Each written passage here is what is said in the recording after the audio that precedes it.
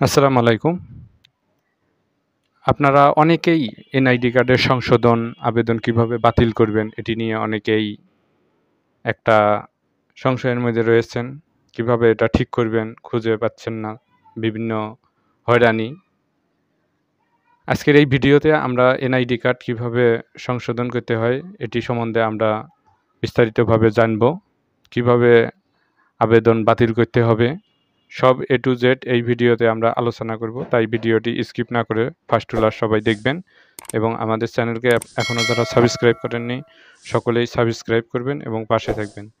সর্বপ্রথম আপনারা যেটি করেন, বাংলাদেশ নির্বাচন কমিশন এই ওয়েবসাইটে এসে আপনার জাতীয় পরিচয়পত্র নম্বর অথবা ফর্ম নম্বর, তারপর হচ্ছে জন্ম তারিখ, দিন, মাস, বছর এবং এই ক্যাপচাটি এখানে বসিয়ে দিয়ে সাবমিট করলে আপনার তথ্য এখানে আসবে, এনআইডি শো করবে। তারপর 230 টাকা অথবা 345 টাকা ফি দিয়ে আপনাকে সংশোধন করতে হয়।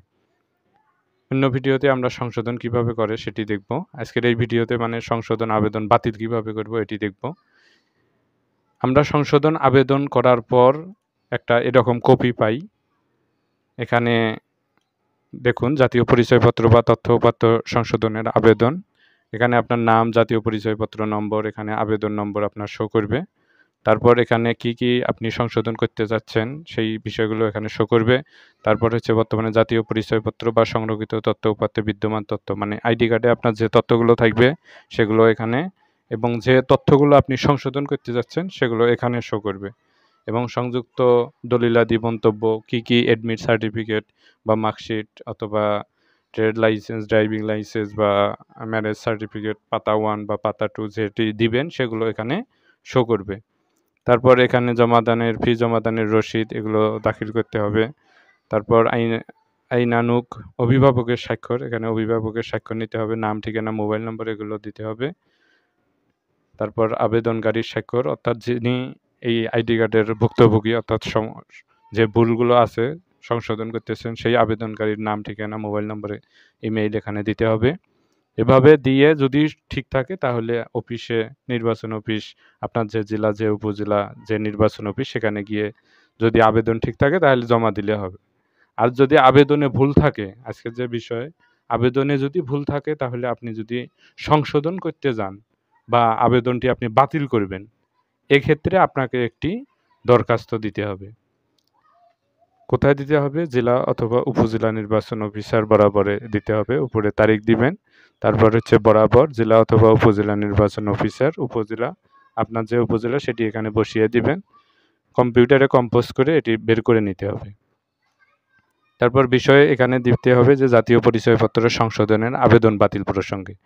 এখানে দেখুন সবিনয় বিনীত নিবেদন, এই যে আমি আপনার যিনি আবেদনকারী, যার আইডি কার্ডের ভুল তার নামটি এখানে দিতে হবে। তারপর আপনার পিতার নাম, তারপর মাতার নাম, তারপর আপনার গ্রাম কি, ডাকঘর কি, ইউনিয়ন কি, উপজেলা কি, জেলা কি এগুলো এখানে লিখতে হবে। আমি বিগত এত তারিখে অনলাইনের মাধ্যমে আমার জাতীয় পরিচয়পত্র সংশোধনে আবেদন করছি, যার আইডি নম্বর এত। আপনি এই অর্থাৎ আপনি এই আবেদনটি কত তারিখে করলেন, যে তারিখে আপনি এই আবেদনটি করবেন সেই তারিখটি এখানে আপনাকে বসিয়ে দিতে হবে। আর সংশোধনের আবেদন করেছি যার আইডি নম্বর, এই আইডি নাম্বারটা হচ্ছে, অর্থাৎ আপনি এখানে এই যে ক্রমিক নম্বর যে একটা আবেদন নম্বর এটা এখানে বসিয়ে দিবেন।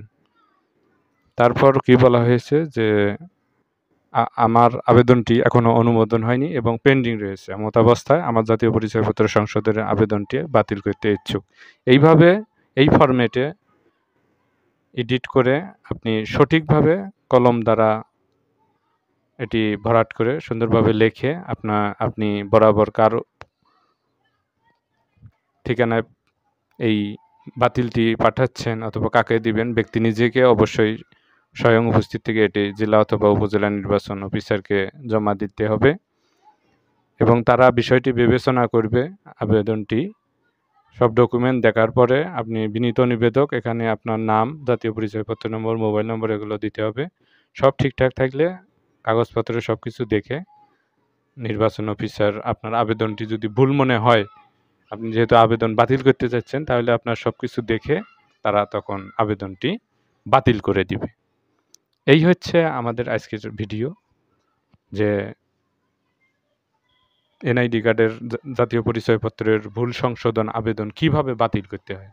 আশা করি ভিডিওটি আপনাদের মাঝে ভালো লেগেছে। ভিডিওটি যদি ভালো লেগে থাকে তাহলে অবশ্যই আমাদের চ্যানেলকে সাবস্ক্রাইব করবেন এবং পাশে থাকা বেল বাটনে প্রেস করবেন সবার আগে নিত্য নতুন ভিডিও নোটিফিকেশন পাওয়ার জন্য।